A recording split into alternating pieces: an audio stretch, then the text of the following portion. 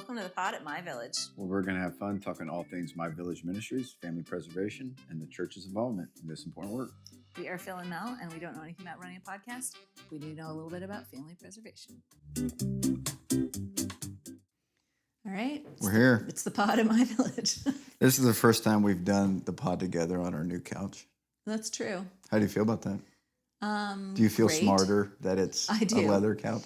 Yeah. Have you seen Anchorman when he's like, my apartment smells of rich Rich mahogany. mahogany, yeah. With many leather-bound books. Yeah. This is real leather. Yeah. Bid FTA. Of course. So fancy. We're good stewards here at MVM. My son moved out into his first apartment this week, and I tried to talk him into using Do you want bid to pray FTA. for workers in the harvest field and for our churches? Yeah, 9:37. Yeah.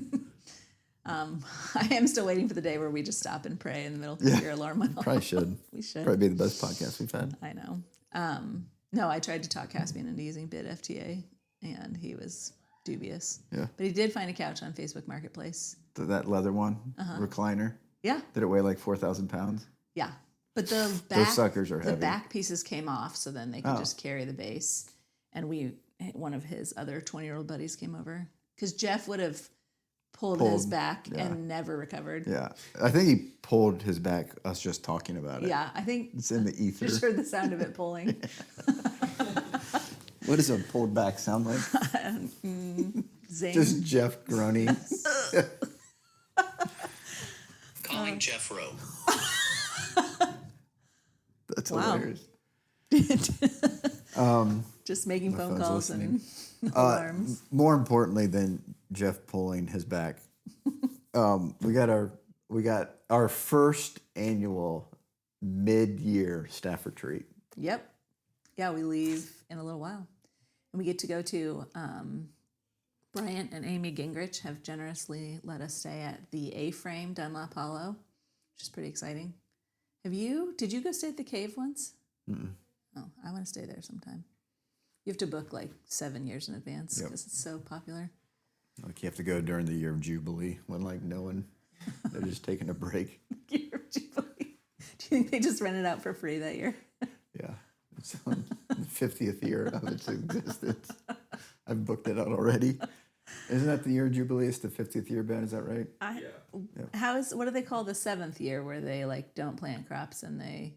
That's just a Sabbath year? I don't know. What is there a name to that one, Ben? Our scholar. I don't know. I'll have to dust off. I just know the year of Jubilee that was actually never honored, right? Isn't that right, Ben? Never? Not even once? Man, we should come back to the year of Jubilee. Yeah, we erase all debts. Can you imagine that? The mayhem that would ensue? Gosh, there are like certain companies that would just, their whole business model would fall apart. Wow. Anyways. Yeah. The retreat will be solid. It will be. I'm looking forward to it. It'll be pretty. We get some Tammy Smith time, soul care for ourselves and our staff. I'm excited about the lunch she's making. Did you read her email? Crack chicken? Yeah. What do you think's on that? Crack. Okay, if you had to pick 3 ingredients that are on crack anything, what are the 3 ingredients? Cracked pepper. Cracked pepper? Yeah. Or crack? Olive oil. I'm going with safe bets here. Okay. The 3 ingredients that for sure on it: olive oil, cracked pepper, and garlic powder. Okay. I really like the blend seasoning, the Kinder one that's like pepper, garlic, and salt. Yep. So that would be on there. Cheese don't you feel like cheese has to be on something that's crack? Of course. And chimichurri, even though that doesn't go with cheese. It can. Chimichurri is like a It's just safe bet that I will love favorite. it. I can't imagine someone making a chimichurri I don't like. There's birria sauce on it. There's chimichurri and cheese. It no longer goes together, but I'm still happy. Well, we're going to have a discussion on discipleship today. Yep. Which I'm excited about, and getting prepped for the MVM awareness event too. Do you want to talk about the awareness event at all? We could do that. We can do that next time. All right. Just keep them waiting. Yeah. All right. Do you want my first question? Yep. If you were to have every time that you walked into church a walk-up song play, the like intro to you that you had to walk up to, What would the song be? Probably, do you believe in life after love? Share. Why?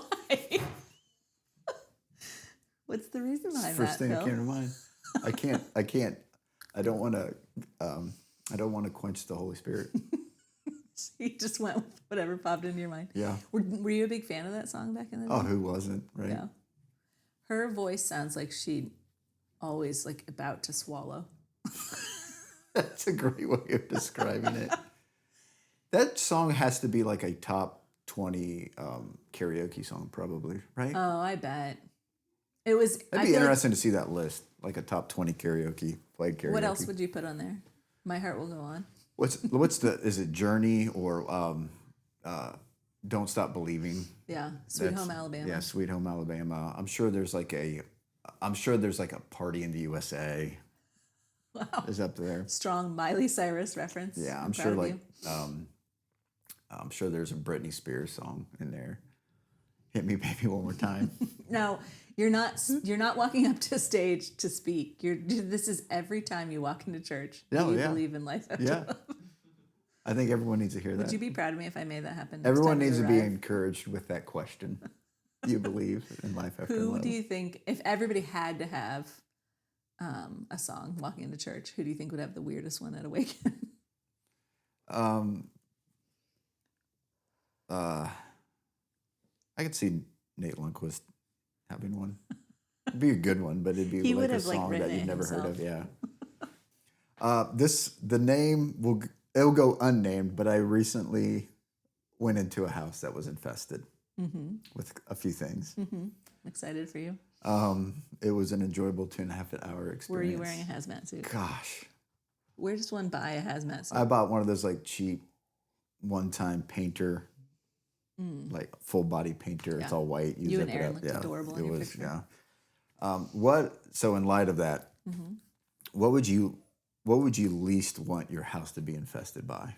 Gosh, such a horrifying question. Remember when you asked me, like, if there was like a raccoon and a deer in my house, There's four what would things. I get? That feels like the Holy Spirit gave it to you. So that's the first thing that came to my mind, is like woodland creatures are infesting my house. That'd actually be somewhat enjoyable. Just a spattering of woodland creatures throughout your house. Like you turn the corner, there's like a chipmunk. They're like and- whistling and doing yeah, the dishes. there's a marmot off in the. Oh what my the goodness. weasel? What the Snow White? Just birds chirping and. Why are we so ridiculous? Okay. I feel like there's just one answer. It's bed bugs. Yeah, it's hard to beat that. I don't think I realized how bad they were until some friends of ours had them, and they can like live for a long time without. So it's not like you can just leave and they Yeah. all die. They can like burrow into wood. They just seem so hard to get rid of. Yeah. And yeah. And I am like, because I travel some for work and I'm in hotels, I'm like terrified of getting them and bringing them home, because that's how our friends got them. It wasn't like they had a dirty Yeah. home or anything. She just Yeah. traveled for work. Yep. Oh, I remember that for them. And I think they had to like boil their house basically. Yeah, they You did. like turn the temperature way up, and For like 4 weeks the straight. paint is like melting off your walls. I remember every time we saw them at church for several weeks, their hair was wet because they had like just taken a shower. It was like they needed to prove to everybody, like, we are Yeah, clean. we are clean, yeah. It's like a fresh outfit that they bought from TJ Maxx that morning with the tag still on the on way it. there. The tag. Why TJ Maxx? I don't know. It's just convenient. All right. Marshalls, is that better? Okay. Kohl's.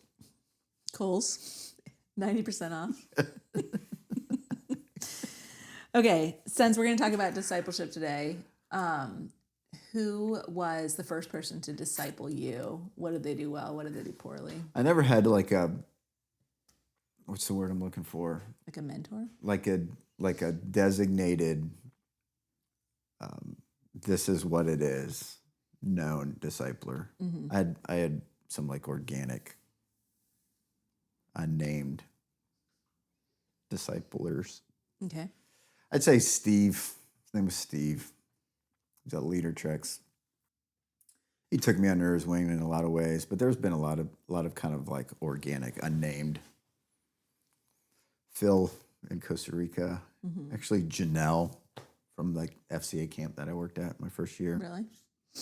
A lot of them. Is it appropriate for a woman to decide? No, absolutely not. But and it wasn't technically that, but I was so young in my faith, and she was like kind of like my boss in a lot of ways. Yeah. So what did they do well? What did they do poorly? What do they do well? Just live their life. Not poorly to call them out, but like you could see them growing as a discipler. Well, I don't know if no one's technically designated as your discipler, can they really do anything poorly as a discipler? Well, if they like encouraged you not to read the word or something. Yeah, they did that. All of them did that. So you feel like they just loved the Lord a lot and let you have access to their life. Being in a camp setting for the summer, I mean, it's a great way to live life with someone, even though it's like technically not real life, but it is all at the same time. So it's long enough that you can't just like put on a fake persona the whole time. Yeah, that's where a lot of things get caught Yes. and not taught. Yeah. So in the same vein, I was going to ask you a disciple question too. What is the most effective thing that someone has done for you as a discipler to you? Probably follow up well on like conversations that we've had before. So either for two reasons. One, to show like they were truly listening to me when we talked the last time, at whatever I was struggling with, truly listening and cared about it. But two, like if we talked about some action steps, checking in to see, did I actually do those things? Because I think that shows a real care for wanting me to be obedient as a Christ follower and not just wanting to feel like we had a feel good time together. It does show care, and it also shows legitimate. What it does, just an encouragement, I think, to those that are discipling. If there is some sort of action that an expectation regards to follow through with the person you're discipling and you don't follow through on it, they're going to learn that they don't need to do it. If they're not going to be held accountable to it, they're just going to learn that they don't need to do it. Yeah. And that is ultimately probably more damaging than not. The worst thing that you could do. And how do you find that line well between grace and calling somebody out? Yep. Because there's a place probably to just have real grace for the time that they're taking. I will never forget this. Chris Old, who's our pastor, was leading a group of high school guys through some kind of book study. And they were the student leaders in the youth group, so pretty serious about their faith. But I think he had a number of weeks where they came and like had not done the reading, and they had all just settled in. They'd been joking around with each other, and he was like, "All right, like who did the reading this week?" And nobody raised their hand. And he was like, "Go home. Like we're not gonna have the time today." And he sent them all home. He was like, I'm not here to just like do this reading myself. It's a waste. Like either take this seriously." Or don't come. I bet they learned. They did, and I think I was pretty close to the guys who were in that group, and I think they each individually told me about it. It really stuck with them. Oh, for sure. Yeah, what was I going to say? Yeah, there's this, and as an encouragement to those that are just, I've had to learn this over time, that we can have in our mind like a flow of what discipleship looks like and kind of a checklist thing of things to do. My encouragement to those that are discipling is that if there was some sort of like follow through, obedience that needed to take place, or there was an expectation of that in your last meeting and you get together and they haven't done it, don't move on to the next thing. Yeah. Stick with it. Yes. Like don't move on until they've actually done it. Yeah. Like engage in conversation with that again, ask questions based upon why do you think you didn't follow through, things like that, and have that as the expectation for the next thing. Don't move on. Yeah. It's hard to do though, like especially if you're a people pleaser. I'm a people pleaser. And you want to create this. And I think this is like current vernacular for young people too. It's like a safe space where they can like lay everything out. But that is really missing this idea of obedience being the thing that is truly going to change them. Yep. Yeah. Yep. So now we get to talk to somebody who really knows about discipleship. Yep. Rachel. We'll be back with her in a second. Yep. We will be. See you then.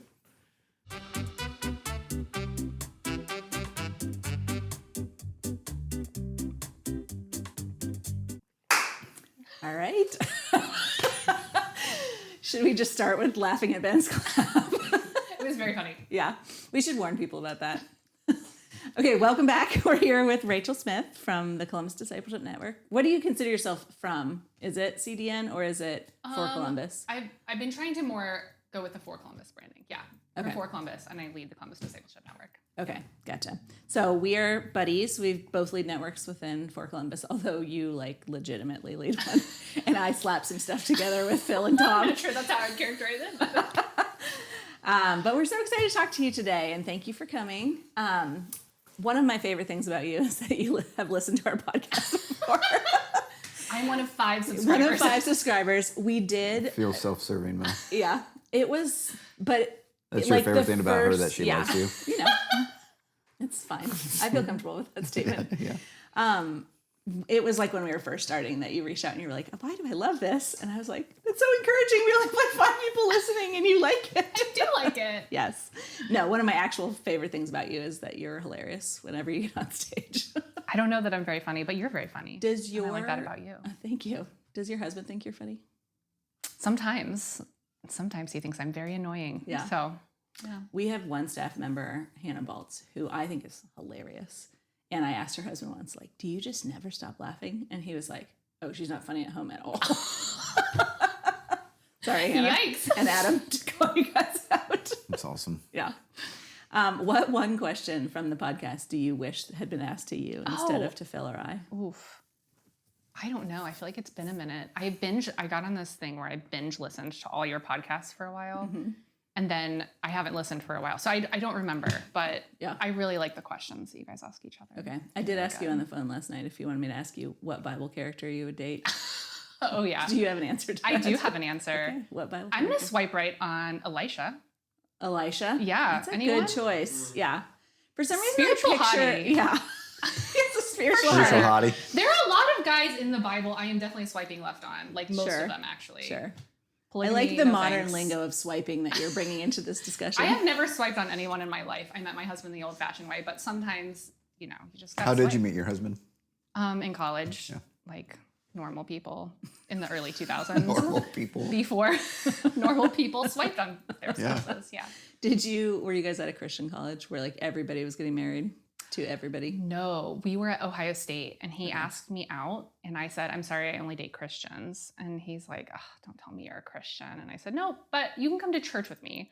And so he did. And then he came to know God. Praise the and Lord. now we're married. Wow. So- Missionary dating. Yeah, That's missionary right. dating. I They suggest say it Flirt doesn't to work. convert. Flirt. Hot tip. For all the teenagers listening. I was in Nehemiah this morning reading about not intermarrying, so it feels like antithetical to what God said. Listen, he had to convert first. That's true. That's good. You didn't actually Yeah. date him until he had How long did converted, it so- take until he... He converted within a few months, but we didn't date for years. It was like Okay. years later we dated. So So he did go to church with you. yeah, he did. Praise the Lord. He came to prove me wrong, but What church were you Joke's going on to at that him. time? he's going to Dwell. Okay. Yeah, Wow, you are a long-time attender of Dwell. I did not realize that. yeah. That's awesome. Phil also flirted to convert, but the opposite way. The opposite. His wife flirted to convert him. It's very effective, wouldn't you say? Yeah, I mean, yeah. It is affected. Wait, it's we did the opposite. You were flirting, but you converted in order to date her. Correct. But it sounds it is similar. Yeah. Yeah. Yep. It's great. I should meet your husband. He's a great guy. Yeah. 5 stars. Yeah. 5 stars. You still like him after a 2-week vacation? Oh, even more. Yeah. Good job. Yeah. Yeah. Jeff and I also like each other more when we actually spend time together. Yeah, it's great. It is great. All right, Phil, you got your favorite question? Yeah, favorite question I like to ask guests. You got a free Saturday, you wake up, you realize there's nothing on the calendar. What are you going to do? Oh. And what are you going to eat? Yeah, most importantly, what food are you indulging in? Oh, that's an easy question. I love making pasta from scratch, like a Wow. masochist. And so I would probably spend all day just like making pasta and What kind though? bread as well because I love to carb load. Sourdough?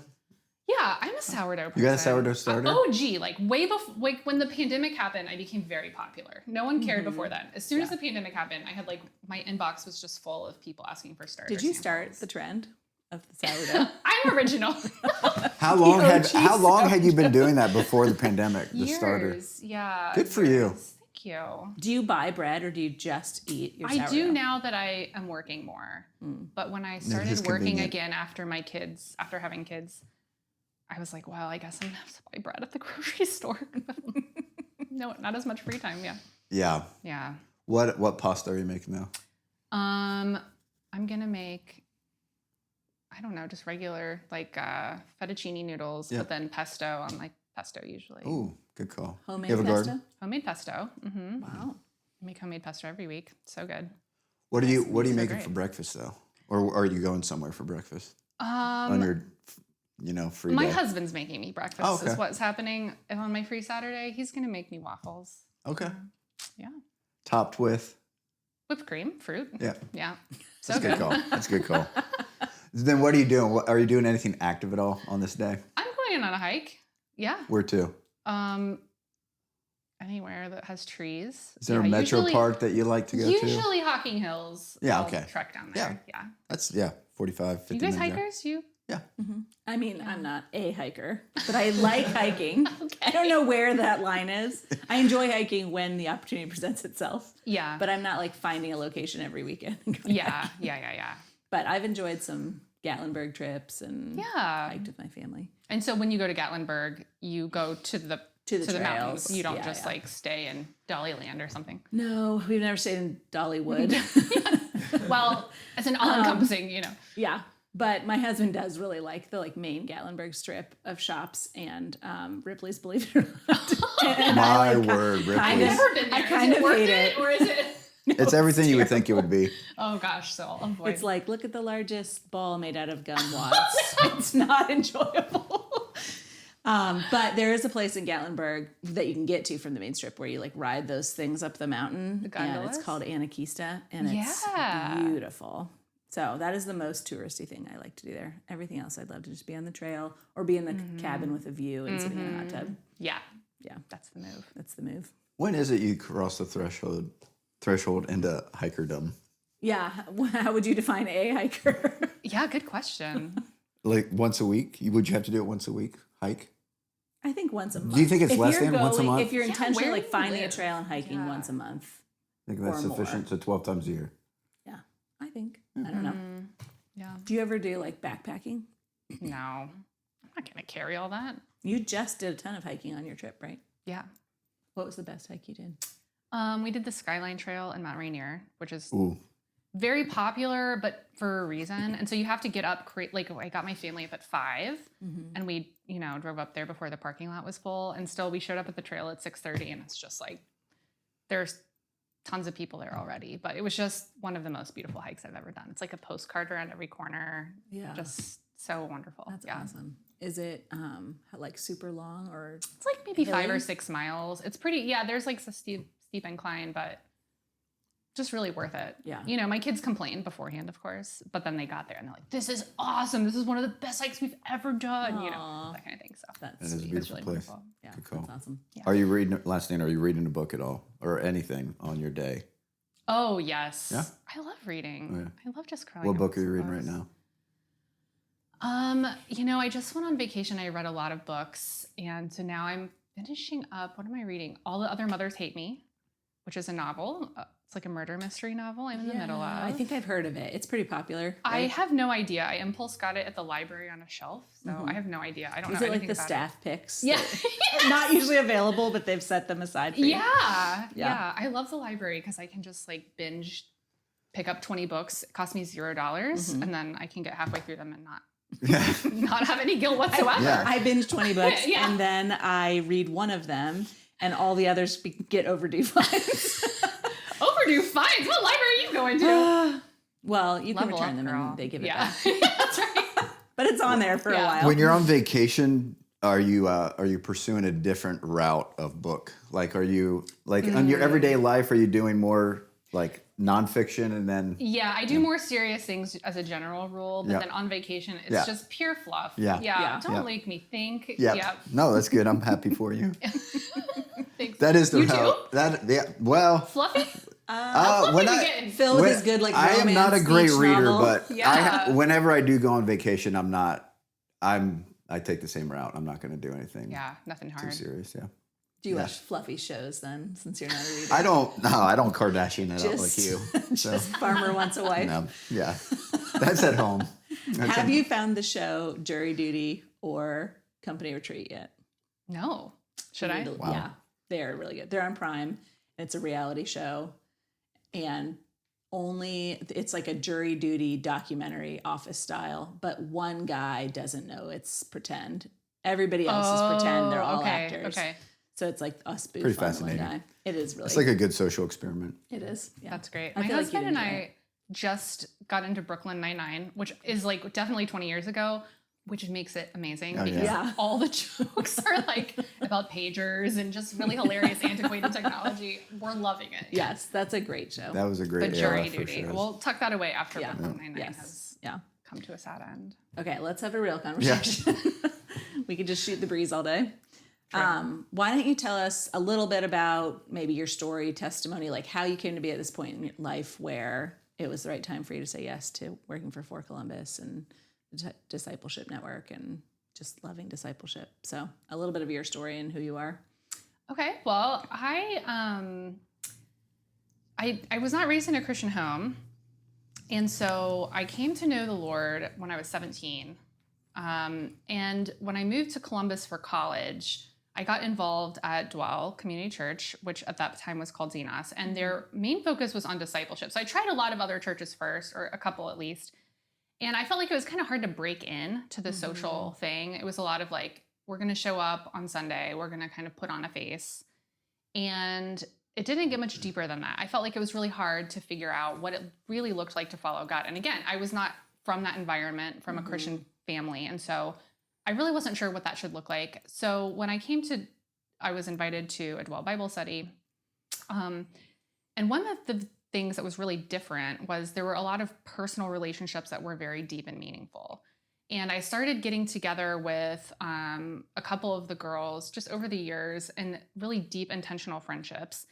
And honestly, some of those relationships were pretty painful because they were not afraid to call me out on what was maybe some of my I'm still full of sharp edges, but like just extremely jagged, sharp parts of my personality. And that was like both a really humbling and painful experience and also just so freeing and wonderful to be in a place where people weren't afraid to tell me the hard things because they knew there was some potential there to be a better version of myself in Christ. Yeah. And I just feel like not everybody gets that experience. And like, man, that's so valuable to have somebody kind of come alongside you and help you understand not just like the head knowledge, which is so important, but how that translates to you individually and like where you really need to say yes to God and to call you out when you're saying no. So I'm not a particularly gifted disciple maker, but I believe in it. And so I was kind of working in the nonprofit space, and I was doing some evangelism and discipleship kind of work on the side that was affiliated with Catalyst, which is now for Columbus. There was a rebranding phase. And so kind of just gradually over time, there was a crisis point for the Columbus Discipleship Network, and it needed some leadership. And so, I had a vision for this to be a little bit of a more collaborative space. And not that I'm good at discipleship. I'm actually pretty just mediocre. But I believe it's so important that I'm like, how can we get people that I want to learn from in the room to just like have people like me who believe in this able to sit at the feet of people who are more gifted and like at least a particular area. And so there was like a restorming phase of what the Columbus Discipleship Network could look like. And then gradually For Columbus offered me a staff position to really give leadership to that. So that's how I came on staff with For Columbus, and that's kind of how I got involved. Yeah. When was in the that discipleship space? that you came on staff? Oh, I don't honestly remember exactly when I came on staff. I was on staff with Catalyst in 2021. Okay. So something around that time. Yeah. But you really, it seems like, fell in love with discipleship as a young woman in college. Yeah. So did you have, like, intentional seasons of either being a discipler or being discipled than through like your young marriage and kids years? Yes. So That was a big part of that. yeah, I mean, there were women speaking into my life for a number of years, from college through kind of early marriage, early child rearing times. But then, I led in the middle school ministry. I led in the high school ministry. I led in the college ministry for a number of years, where I was discipling young women through those kind of really formational, transitional times in their lives. And again, like, I didn't always do a particularly good job, but I just felt like, it was important, and I wanted to get better. Like, I saw, there could be a better version of this, and how can I improve in this? How can I be more faithful? Yeah. And that kind of sparked a passion to learn a little bit more. Yeah. Did you do anything differently vocationally, like before you got married or started having kids? Or you kind of have had ministry jobs all throughout? I mostly had ministry jobs. I mean, I was the assistant at a small ministry for a while, because they allowed me to be part-time and flexible, which allowed me to focus more on my unpaid ministry roles through my church. Yeah. Yeah, that makes sense. Yeah. Now, you've said multiple times that you were a mediocre mentor or discipler. Yeah. What does that mean? Like, what to you feels like this is a good discipler and I wasn't quite there? Or maybe even what were some of the pitfalls or things that you learned through just doing it, even if you didn't know how to do it well yet? Yeah.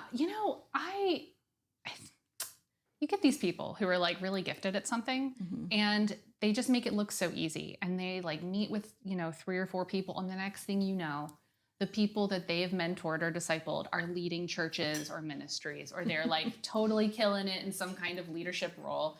And none of the people I mentored were like rising through the ranks as like some kind of really gifted leader or anything. And so I felt like, and they still had rough edges. They were still full of sin problems. You know what I mean?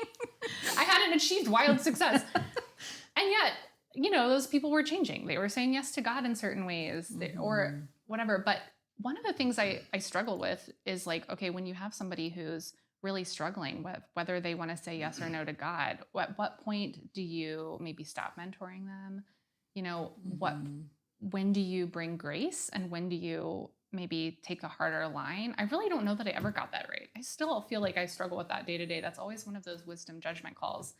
But, kind of wrestling through, when someone's really having a hard time, how do we come alongside them effectively? That's something I really want to learn from you guys more, because that's something I think you guys deal with a lot at my village. We sure do. Yeah, I mean, there's not like a super easy answer. I was even writing this last night. Like, you can't pretend that it's not messy when you step into anybody's life in a deeper way, I think. I have heard people speak at your discipleship lunches about that very same idea of like, when is it like this person really is not engaging or following through on the things we're discipling on, and I need to not be in this discipleship relationship anymore. And I have always felt like that's a really hard question too. I have had women who were discipling me in the past that would set parameters right when they started. I think because it was like a pastor's wife who probably everybody in the church wanted to mentor them. And so it was like, we're going to do a 6-month discipleship, and then we'll reevaluate. And that set us up to not be, for me to not feel like, oh, I'm going to be discipled forever by you, and if you ever stop, then my feelings are hurt because I must have done something wrong to make you stop. Yeah. And I felt like that doesn't tie very well into like, you're not following through, so we're going to stop. But it helped me to have a good understanding of this discipleship was for a season of time. And then we would move into like a new season of time, and there were just clear parameters around it. Did you ever do anything like that where you were like setting, or you just have like constantly had a flow of people in and out of your life that you've been in discipleship with? Mostly a flow. I've started taking that approach a little bit more, actually, with some of the girls. Right now I'm back in the middle school mentoring phase where I'm kind of discipling some middle school girls. I'm kind of more taking that approach of, we're going to just take it study by study. Like, we're going to do this 6 months in the book of Romans, and we're just going to see how it goes. Yeah. Maybe we'll re-up for another session or series, but kind of taking a little bit more of an open-handed approach. Yeah. Less of a... Can I send my middle school daughter to you to be disciple? Oh, I don't know that you want that, but... What study are you taking them through? Well, the last study I did with some girls was with the book of Romans, and then we are taking a break for the summer because mostly people our vacation schedules just did not line up at all. So Yeah. yeah, I don't know what I'm going to do for the fall yet. I still need to pray that through. Yeah. But So when you think about how the church at large is doing discipleship, what do you feel like they're doing right? What do you feel like they're doing wrong? Not speaking about Dwell specifically, but you have a pretty big maybe lens on churches all across our city. absolutely. What do you think the church is doing well in this area, and what are we missing? I feel like discipleship, I don't necessarily represent the exact Dwell by the book position on this anymore, but I will just say, I think a lot of churches really care about discipleship, but the way people in churches think about it is often very programmatic. Yeah. Where it's like a series, or it's a program, it's some kind of official thing that we have to do, a box we have to check. And when you look at Jesus, man, his ministry was just so much more free-flowing. It was so much more like, it was both higher commitment and lower structure. It's like one of the things Chris Ledesma sometimes says is Jesus did not hang out with his dudes at the Jerusalem Cafe to study the Torah for an hour a week, every week. And I really relate to that, because discipleship cannot be just, a calendar event.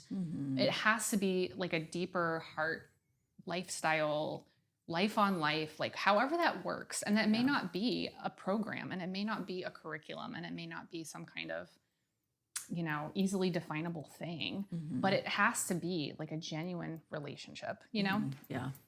With that, can I ask, does the onus fall on the discipler or the disciple with that? Does that make sense? Absolutely. I think it falls on both. So what is that? What is the appropriate and healthy expectation of those that are discipling in light of what you said, and then those that are being discipled? Like what would like if someone were to come to you in your church or in the context of Fort Columbus and say, I want to be a disciple. I want to be a discipler of someone. Yeah. Never really stepped into this, but I want to be faithful and obedient to Matthew 28. What would you communicate to them in regards to the expectation they should have of themselves to be an effective discipler? And then on the flip side, what would you say to those that want to be discipled? That's a great question. And I feel like I've thought about that a lot. I think to be an effective disciple maker, I still don't know, because I don't know that I would put myself in that category, but at least to be a faithful one, it's not necessarily that you have some kind of gifting or knowledge per se, but it's more like a willingness to be there, presence, and prayer.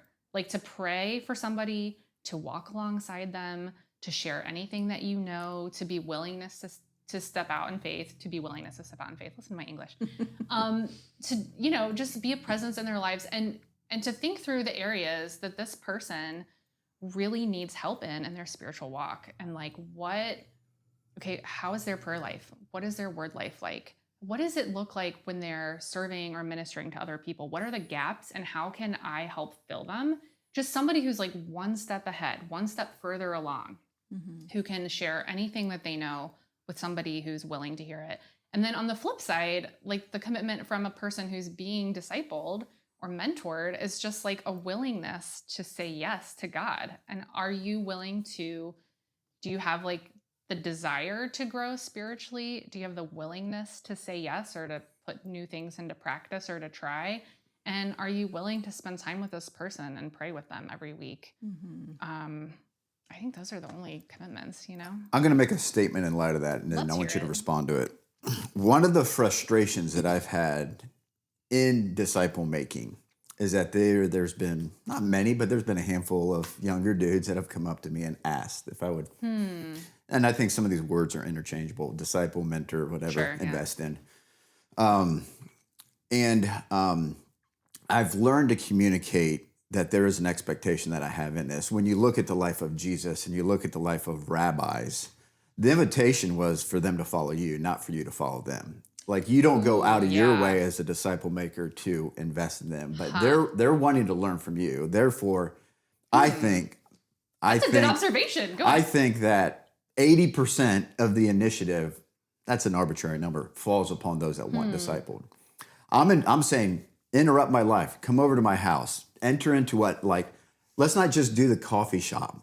Yeah. You know what I mean? But it is life. And so the expectation I have is you enter into my life. I'm not going to be the main pursuer of you. You need to be the main pursuer of me. If you want to learn from me, does that make sense? Respond to that. It does. I think my only critique would be that Jesus sought out his disciples. Yep. He was like, hey, come and follow me. Yep. And so there was some like intention where he was kind of observing for a while. You see it in the Gospels, like he had these pre-existing relationships with these guys. He'd been kind of around, but then there was a call where he initiated with them, like, hey, you need to come follow me. Yeah. And so I think it goes two ways. And then there's just a lot of intentionality on Jesus's side where he would be like, he'd be pulled, hey, come over here with me and pray. Hey, come along with me while I do this thing. So I do think it goes both ways. I don't think it's mostly on the person who is being discipled, but that's an interesting point I've never really thought about. So I feel like it's a little mixture of what both of you are saying. Yeah. There is the intentionality of the discipler to say, come and follow me. And it is actually come and follow me, like what I'm doing and how I'm living, not I think sometimes it's been twisted in mentor relationships or whatever that it is, the coffee shop thing. And what it means to disciple is I go to all this high schoolers' sporting events and hang out with them. Yes. Like I'm going to them and living their life. And I think there's a mixture of what you're both saying where Yeah, I like just you're think, living intentionally for correct. the Lord, like come into that and follow what I'm doing. And I will then minister to you as we go along. I've just grown a little bit. This is a strong statement, sickened by the coffee shop discipleship. totally. Like, because I think in discipleship, a lot of stuff, this is so cliche, but a lot of stuff is caught and not taught.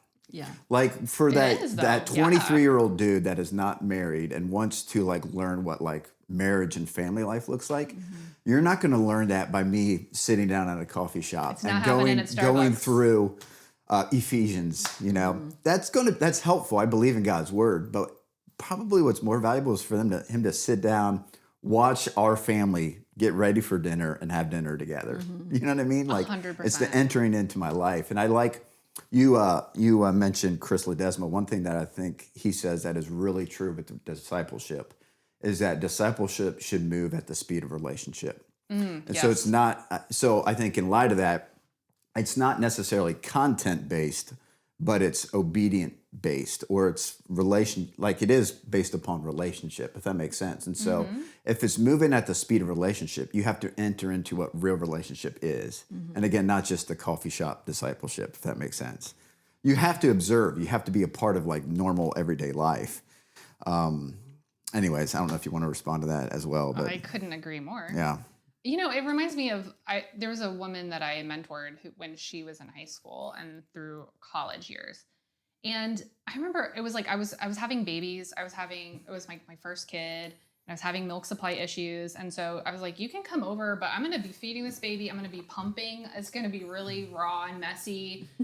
And she came over for discipleship time, and she's like, this is really awkward. Like, well, this is my life. You know, this is what you get. If you want to follow God through whatever, like this is what I have to offer you right now. It's not much. It's messy. It's not very strategic or structured, but this is just how, and you know, I think for a while I felt uncomfortable about that. Like, was that the right thing? But now she just had her first kid and she said, you know, what really made a difference is like, I remember when you were going through this and I remember this hard time. And I can't believe that you had me over to your house during this incredibly insane part of your life to witness this, to be part of this challenging time. And, you know, that made a difference, even though at the time I felt so uncomfortable about it. So I really agree. It is really just the relationship. And when I think about my own experience, how much do I remember of like the books we read versus the conversations we had, or just the things I observed and the people's lives who mentored me that I really cared about. Yeah. I'd love to ask you a question, maybe, get your take on that, on this. I just briefly mentioned this, but I think my observation, and I'm probably limited, I don't have the experience or the touch points that you do within what it is that you do, but it seems to me that a lot of churches in the Western church has gone more towards content-based discipleship and not obedient-based discipleship. And when you look at Matthew 28, the exhortation is to teach them to obey everything I've commanded. And so there needs to be a knowledge. and we can be transformed by the renewing of our mind through his word and through studying Romans and stuff like that. But it seems to me that there's a lack of an expectation on those being discipled that you actually have to do stuff. You have to be obedient to God's word. Yeah. His commands are not burdensome. And that is what Jesus says. I'll show you what he is like who comes to me and hears my words and puts them into practice. He's like a man who has dug down deep and laid foundation upon rock. So transformation takes place not just by the reading of God's word, but by the application of God's word. Does that make sense? And so do you see churches struggling with what that looks like to go beyond content-based to obedient-based discipleship? And so what would your exhortation there be to them? Yeah, I mean, I definitely agree with that. It's just so much easier to deliver a curriculum or hand someone a book and say, well, once you've completed this, you have checked the box. It's so much easier. And as a church, how do you like systematize what is discipleship? Like it's the appeal of doing that is so obvious. And yet what you're saying is completely right on. Like the obedience part is part and parcel of what Jesus commanded, what he talked about. And it also is the most joyful part. It is, yeah. I don't get a ton of joy out of finishing a book, although, well, maybe that's a lie. I do get a lot of joy out of finishing books. But what is so much more satisfying in the long term is like seeing that real life change or saying yes to God and watching him bless those efforts. And so I do feel like it's almost impossible to quantify those kinds of things. And so what what you measure matters, but at the same time, like you just have to care about the things Jesus cared about, which was the obedience. Yep. Yeah. Yep. There is just such a temptation to have it. Even as somebody who has mentored or discipled, there's just such a temptation to have this like neat box that you put it into.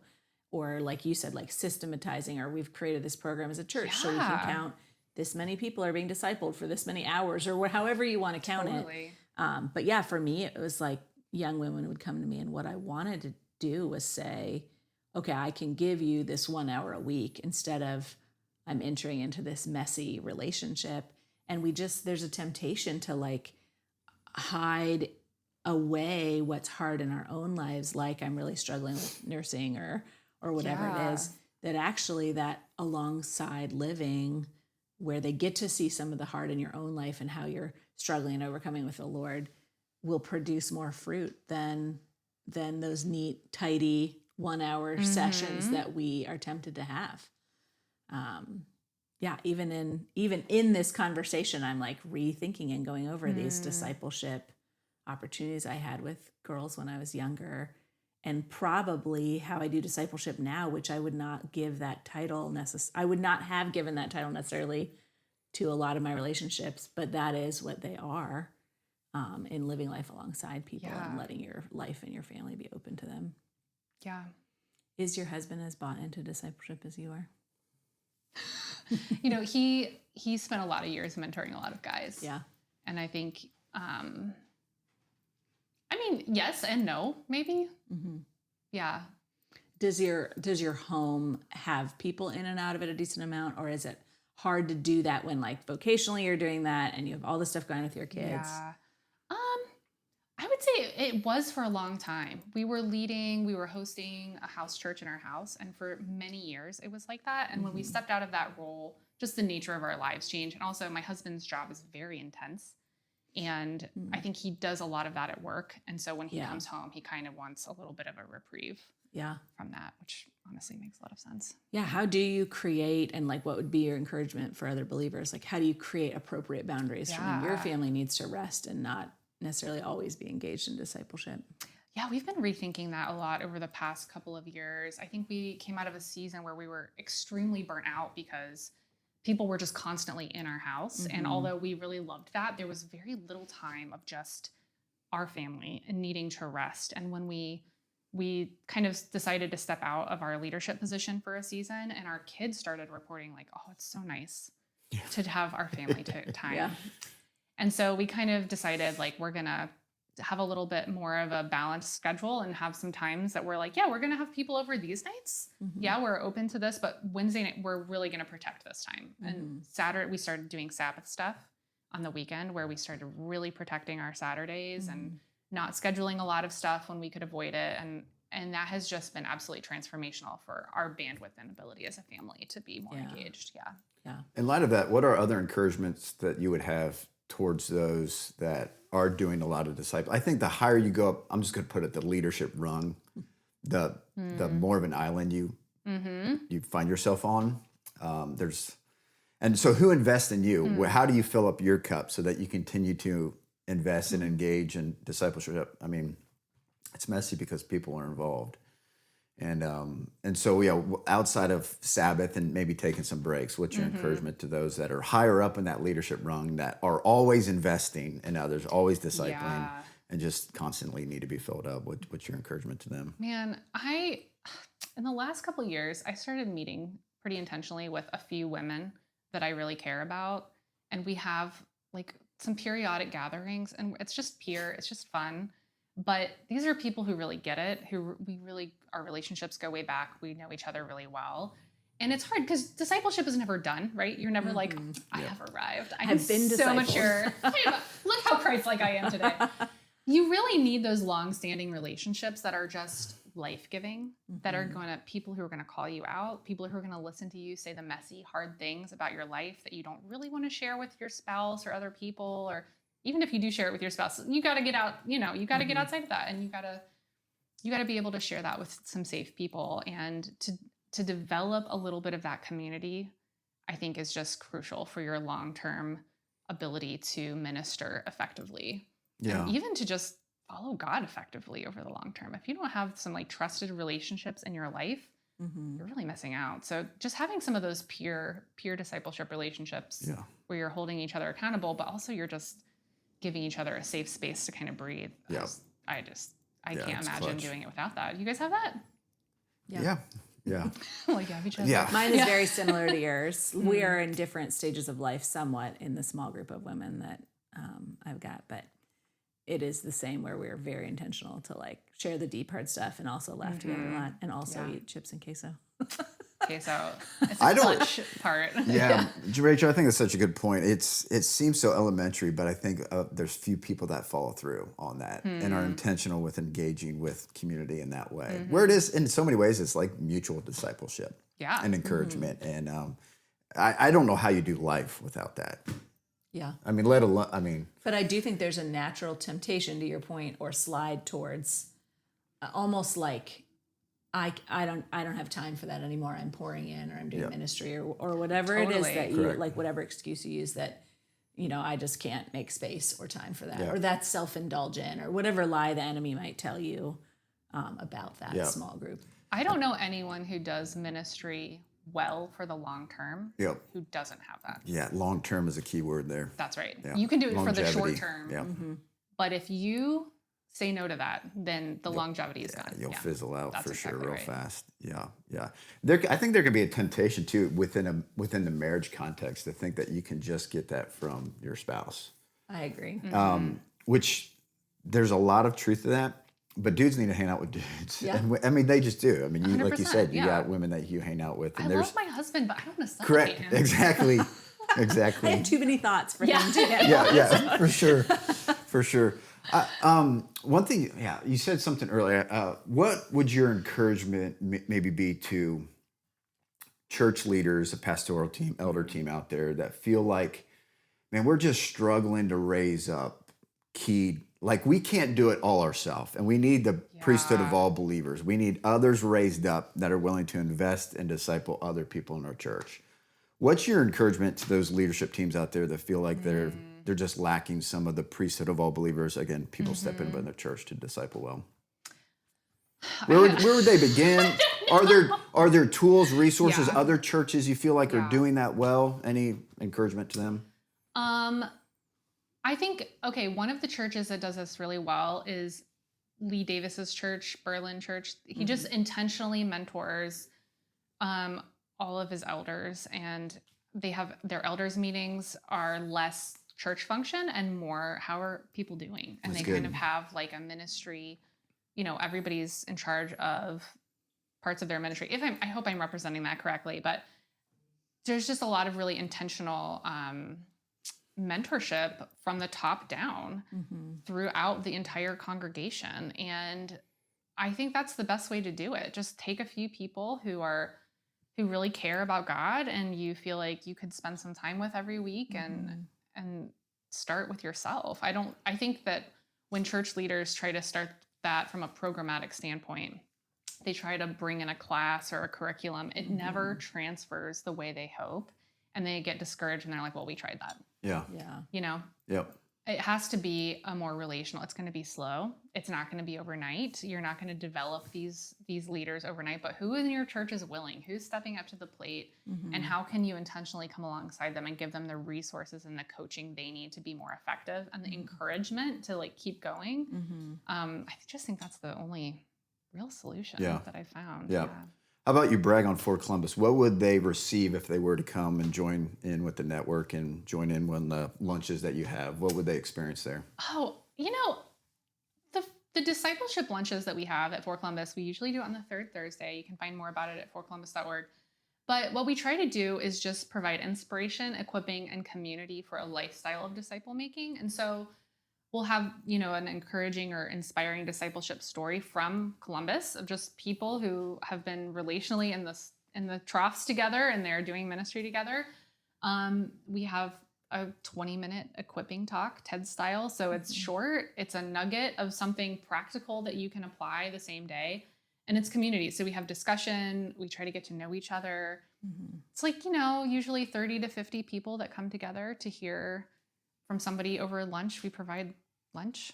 And it's just a wonderful place to kind of be with like-minded people and think through disciple making from a different angle every time. Try to meet people who are kind of where you are, who come alongside with you and you can kind of troubleshoot your own discipleship issues in that space. And it's just like a dedicated place to have that conversation. I don't think there are a lot of those interdenominationally.